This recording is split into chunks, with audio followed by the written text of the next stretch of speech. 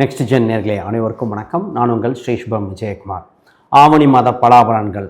ஆடி போய் ஆவணி வந்தால் வாழ்க்கை டாப்பில் வர்றதுக்கு உண்மையாகவே அந்த மாதம் தாங்க. இந்த மாதத்துக்கு விசேஷத்துக்கு பஞ்சம் இல்லை, இறைவன் அருளுக்கும் பஞ்சம் இல்லைன்னு சொல்லலாம். ஏன்னா ஃபஸ்ட்டு பார்த்திங்கன்னா ஆவணி அவிட்டம், வரலட்சுமி நோன்பு இருக்குது, கோகுல அஷ்டமி, ஓணம் பண்டிகை, இதோடு முடிஞ்சுதான் ஆவணி மூலம். ஆவணி மூலம் பார்த்திங்கன்னா மதுரை மீனாட்சி அம்மன் இந்த விசேஷங்கள் அற்புதமாக இருக்கும். அப்போ இந்த மாதம் தொட்டே இறைவனோட அருள் கிட்டும் மாதமாக இருக்கின்றன. பொதுவாக புது தொழில்கள் தொடங்க, வீடு மாற்ற, அது மட்டும் இல்லாமல் மனதில் இருக்கிற கவலைகள் விலக, பல காலகட்டம் எப்போ சார் மாறும் எல்லாமே இந்த மாதம்தான். இல்லை கிரகப்பயிற்சிகள் பல நடக்குது. சூரியன் சிம்மத்தில் வந்த உடனே ஜொலிக்க காலகட்டம் வந்து விட்டன. முதல்ல இந்த நேரம் வந்த உடனே பார்த்திங்கன்னா கவலைகள் தீர்ந்து மக்கள் மகிழ்ச்சியில் பொங்குகிற காலகட்டங்கள். முதல்ல பொருளாதார விருத்தி, தைரியம், தன்னம்பிக்கை பெருகுகிற காலகட்டங்கள். வீண்டவுடன் எந்திரிச்சு வரக்கூடிய சூழ்நிலையில் வந்தாச்சு. உறவுகள் வலுப்படுகின்றன. பிஸ்னஸ் சம்மந்தப்பட்டது, வேலைக்கு செல்பவர்கள் ஒரு புதிய பரிணாமம் அடைகின்றன.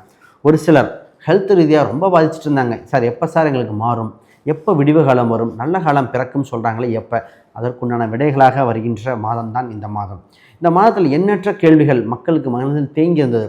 ஆடி மாதம் வேண்டாம், தள்ளி போடுங்க. ஒரு மாதம் தள்ளி போட்டேன் சார். வீடு கட்டுறதுலேருந்து, சொத்து வாங்குறதுலேருந்து, கடன் அடைக்கிறதுலேருந்து எல்லாமே மாறியாச்சு. விடியல் எப்பொழுது இதோ உங்களுக்கு. இந்த மாதத்தில் வந்த உடனே ஃபஸ்ட்டு மனம் மகிழ்ச்சி ஏற்படுது. உலகில் ரீதியாக மாற்றம் ஏற்படுது. உங்களுக்கு ஏற்படாதா? நிச்சயமாக ஒரு பலிதம் ஏற்படும். இந்த நேரத்தில் இறையருளும் உங்களுக்கு குடும்ப ரீதியாக பல முக்கிய முடிவும் எடுக்க வேண்டிய காலகட்டம் வந்தாச்சு. ரைட், அதை பற்றி தெளிவாக ஜெயிக்கின்ற காலகட்டம் என்னென்னு பார்த்துருவோம். முதல்ல புதுசாக பார்க்குறவங்க சப்ஸ்கிரைப் பண்ணிக்கோங்க. கேள்விகள் சந்தேகம்னா பார்த்துட்டு கமெண்ட் பண்ணுங்கள். தனுசு ராசி அன்பர்கள், எத்தனை கஷ்டங்கள், எத்தனை கவலைகள் மனசிலே போட்டி வச்சுருந்தோம் சார். இப்போயாவது ஒரு மறுமலர்ச்சி நடந்து சந்தோஷம் மறந்து மத்தாப்பா வாழ்க்கை ஜொலிக்காதா அப்படின்னு ஏங்கிக்கிட்டு இருக்கிற அன்பர்களான நீங்கள், உங்களுக்கு விடிவு காலம் வந்தாச்சு. உங்கள் ராசிக்கு 9ஆம் இடம் பாக்யஸ்தானத்தை சூரிய பகவான் வரும்போது பாக்யாதிபதி வலுப்பெறுகிறார். வாழ்வில் வளமான சூழ்நிலை நடக்குது. இத்தனை நாள் ஏன் நடக்கலை கேட்ட கேள்விக்கு இதாங்க விட. ஏன்னா உங்களுக்கு நல்லது நடக்குது. இதுக்கு முன்னாடி எல்லாமே கிடைக்கிற மாதிரி அடைய முடியாமல் இருந்தது. எல்லாமே பதில் சொல்கிறேன்னு சொல்லாமல் இருந்தது. எல்லாமே ஸ்லோவாக இழுத்து நடக்குதுங்கப்பா அப்படின்னு நடந்ததுக்கெல்லாம் காலம் மாறுதுங்க. ஃபஸ்ட்டு நல்ல விஷயம், நல்லதே நினைக்க போகிறீங்க, நல்லதே நடக்க போகுது.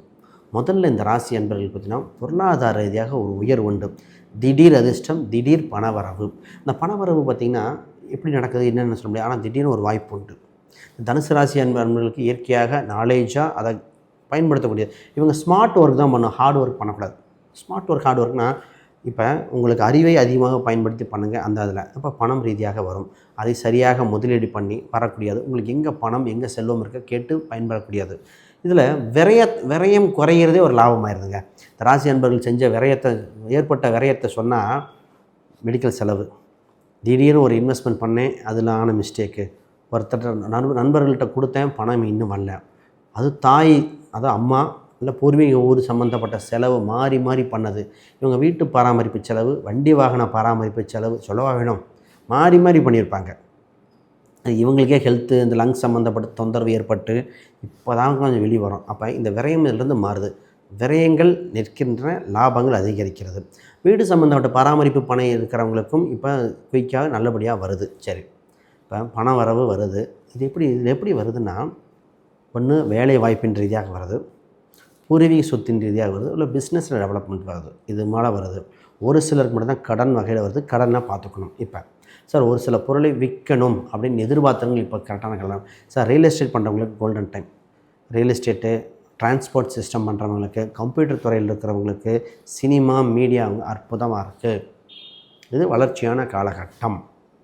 ரைட், இந்த அன்பர்கள் பார்த்தீங்கன்னா இப்போ கேள்வி, சார் வீடு இடம் வாங்கலாமா வேண்டாமா? வீடு இடம் இது சம்மந்தப்பட்டு செகண்ட் ஹேண்டு சம்மந்தப்பட்டது ஓகே. எலக்ட்ரிக் வாகனங்கள் நல்லா இருக்குது. மற்ற வாகனங்களை கவனமாக பார்த்து வாங்கணும். இது லக்ன ரீதியாக பார்த்து முடிவெடுக்க, தசாபத்தி ரீதியாக, கோச்சார ரீதியாக சொல்லிட்டோம், தசாபத்தி ரீதியாக பார்த்து முடிவெடுக்க வேண்டியது. உங்களுக்கு இந்த சீட்டு போடுற பணம் சம்மந்த கமிஷன் பணம் வரும்னு சொன்னேன். அந்த பணத்தை திருப்பி சரியான வகையில் கடன் அடைச்சி முதலீடு பண்ண வேண்டியது. உங்கள் ராசி அதிபதி 8ல் இருக்கார். இந்த குரு பகவான் 8ல் இருக்கும் காலகட்டத்தில் 8ம் கனியாக, 8ஆம் கனி கூட 8ம் கனியாக வரும். இப்போ என்னென்னா திடீர்னு ஒரு சான்ஸ் கிடைக்கும். எதிர்பார்க்கலாம், திடீர்னு வருது. இங்கே தான் கன்ஃபியூஷன் வரும். இப்போ திடீர்னு ஒரு ஜாப் ஆப்பர்ச்சுனிட்டி வருது, போகலாமா வேண்டாமா? திடீர்னு ஒரு சான்ஸ் எடுத்துக்கிறாங்க, இதை எடுத்துகிட்டா குடும்பத்தை ஃபேமிலியை பார்க்க முடியுமா, இந்த இருக்கிற வேலை பண்ண முடியுமா? வேலைக்கு போயிட்டே இருக்கேன், சைடில் ஒரு பிஸ்னஸ் ஆப்பர்ச்சுனிட்டி வரை எடுத்துக்கலாமா? இது மாதிரி ஒரு கன்ஃபியூஷன் வரும். இந்த மாதம் தான் தெளிவு வர வேண்டிய மாதம். இப்போ பிஸ்னஸில் பண்ணிகிட்ருக்கிறவங்களுக்கு பார்த்திங்கன்னா, சார் கடுமையாக உழைக்கிறேன், படாத பாடுபட்டோம், ப்ராஃபிட் நிற்கலை, இதாங்க கேள்வி. இதுக்கு என்னென்னா, அவங்க 10ஆம் இடத்துல இருந்த குரு பகவான் லாபாதிபதி 11ஆம் இதில் அந்த சுக்கிரன் நீச்சம் வலிமை குன்றிருந்தனால தான் 100 ரூபாய்க்கு வேலை செஞ்சால் 50 ரூபா தான் வந்து மீது 50 ரூபா அடுத்து தள்ளி போனது. ஆனால் காலம் மாறுகிறது, வலுவான சூழ்நிலை வந்து நிச்சயமாக மாறும். இப்போ இந்த ராசி என்பவர்களுக்கு பூஸ்டப் பண்ண ஒன்றும் இல்லை, உங்கள் ஆஃபீஸில் பூக்கள் கண்டிப்பாக அந்த சாமிக்கு படம் போடுறது, நெய் தீபம் போட்டுக்காங்க. பொதுவாக மற்ற தீபம் போடுவாங்க, உங்களுக்கு நெய் தீபம் போட்டால் கொஞ்சம் வளர்ச்சியாக இருக்குது. இதை பாருங்கள். சரி, இதெல்லாம் ஓகே சார். திருமணம் என்ன சார்? திருமணம் சம்பந்தப்பட்ட பேச்சுவார்த்தைகள் இதெல்லாம் நடைபெறுகிற காலகட்டம். குடும்பத்தில் புது நபர் உண்டு, பேச்சுவார்த்தைகள் நடக்கும். ஆனால் கொஞ்சம் வெயிட் பண்ணுங்கள். உடனே முடிவெடுத்து உடனே பண்ணணும் அப்படின்னு பண்ண வேண்டாம். ஏன்னால் உங்கள் 7க்குரியர் 8இல் தான் இருக்கிறார். இப்போ பேச்சுவார்த்தை பேசலாம், உறுதி கொடுக்கக்கூடாது. என்ன சார் ஆல்ரெடி வெயிட் பண்ணிட்டோம் சார், இவ்வளோ நாள் வெயிட் பண்ணிட்டீங்க, இருக்க ரியாலிட்டி பேசுகிறேன். இப்போ என்ன நடந்திருக்கும்னா, நீங்கள் ஓகே சொல்லி அவங்க பதில் சொல்லாமல் இருந்தது, பேச்சுவார்த்தை முடிகிற மாதிரி கிட்டத்தட்ட பத்திரிக்கை அடிக்கிற மாதிரி போய் நின்னது, பொண்ணுக்கும் பையனுக்கும் எல்லாத்துக்கும் பிடிச்சது அந்த வீட்டுக்காரங்க இல்லைன்னு சொல்லுது. இப்போ 2 வரன் பிடிச்சி ஜோசியம் ஒத்து வராமல் போனது, இதெல்லாம் நடந்திருக்கும். இப்போ இன்னொரு பார்க்கணும், உங்கள் ஜாதக ரீதியாக கல்யாணம் கோயில்லையா மண்டபத்துலையான்னு பார்க்கணும். மண்டபத்தில் ரிசப்ஷன் நீங்கள் கிராண்டாக கூட வச்சுக்கலாம், ஒன்றும் தவறு இல்லை. ஆனால் திருமணம் எங்கே வைக்கணும்னு ஜாதகம் இருக்குங்க. பொதுவாக இந்த நேரத்தில் என்ன டவுட்னா, உள்ளூர் வரனா வெளியூர் வரனா, இல்லை உறவில் திருமணமா, விருப்ப திருமணம் நடக்கும், இந்த மாதிரி திருமணத்தில் கன்ஃபியூஷன் நடக்கும். பொறுமை. ஆனால் யாருக்கு நல்லதுன்னா, ஆல்ரெடி கல்யாணமாகி டைவர்ஸ் ஆனவங்க, அவங்களுக்கு தான் ஒரு வாய்ப்பு வருது. இப்போ கணவன் மணியாக இருக்கிறவங்களுக்கு சின்ன சின்ன சண்டைகள், சச்சரவுகள், அடுத்து என்ன பண்ணலாம், இது லைஃப்பை லீட் ஆகுமா, எப்போ பார்த்தாலும் சண்டையாக இருக்குது, இது மாதிரி ஒரு டிசிஷன் மேக்கிங் டைம் தான். இப்போ குழந்தை ரீதியாக இந்த ராசிக்கு சொல்லலாம், குழந்தை இல்லாதவர்கள் குழந்தை பிறக்க வாய்ப்பு உண்டு. நிறைய பேர் குழந்தை மிஸ்கரேஜ் ஆனது, டியூபிள் நின்றுச்சுன்னு சொன்னது, பல ட்ரீட்மெண்ட் பார்த்துட்டோம் கிடைக்கல, டிஎன்ஏ மேட்சுன்னு சொன்னது, சத்து கிடைக்குமான்னு பல பேருக்கு, இந்த மாதிரி பல விஷயங்கள் இருந்துருக்கு இல்லையா. அவங்களுக்கெல்லாம் இப்பொழுது குழந்தை சம்மந்தப்பட்டது உண்டு. ஆல்ரெடி குழந்தை இருக்கிறவங்களுக்கே சொல்லுவாங்க, சார் குழந்தை கொஞ்சம் நல்லா படிக்கணுங்கிறோம், அவ்வளோ செலவு பண்ணுறோம், ஆனால் புரிஞ்சிக்க மாட்டேறான். இந்த இதுக்கெல்லாம் ஒரு டிசிஷன் எடுக்க வேண்டிய காலகட்டம். சார் உங்களுக்கு தந்தை வழி உறவில் ஆதாயம் உண்டு, பூர்வீக ரீதியான சொத்துக்கள் கிடைக்கக்கூடியது. இதில் வேலை ரீதியாக நிறைய பேர் பார்த்திங்கன்னா, இப்போ தான் வேலையில் ஜாப் மாற்றலாமா, வேறு ஏதாவது டிசிஷன் எடுக்கலாமா, ஏதோ ஒன்று பண்ணலான்னு தோணிகிட்ருக்கு. வேலை ரீதியாக புது முயற்சிகள் கொஞ்சம் வெயிட் பண்ணுங்கள். என்ன சார் எல்லாமே வெயிட் பண்ணுறாங்க, இந்த மாதத்தில் எல்லாமே அட்டன் பண்ணிவிட்டு உறுதி மட்டும் கொடுக்கறது கொஞ்சம் வெயிட் பண்ண வேண்டியது.